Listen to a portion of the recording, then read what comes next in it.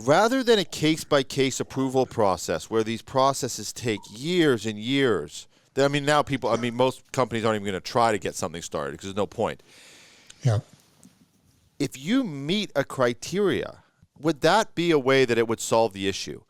Like you put out the regulations, you have the regulations, but if you meet them, is there any way, I don't know, even government infrastructure, if it's like, does one government put it in place, but then the next government, the next level of government, like on the provincial level, could just shut it down?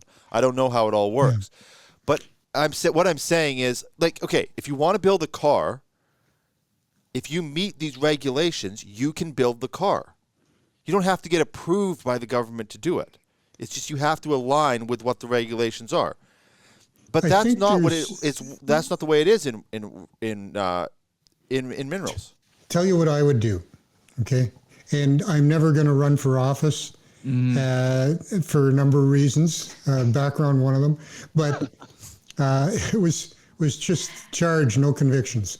But if you take a critical mineral and you say we want to develop this, the government would have a special task force to speed up the permitting of that.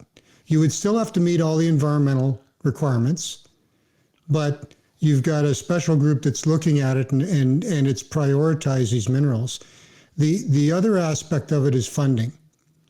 And Plan Nord in Quebec, I might not have this right, but I always liked what they did.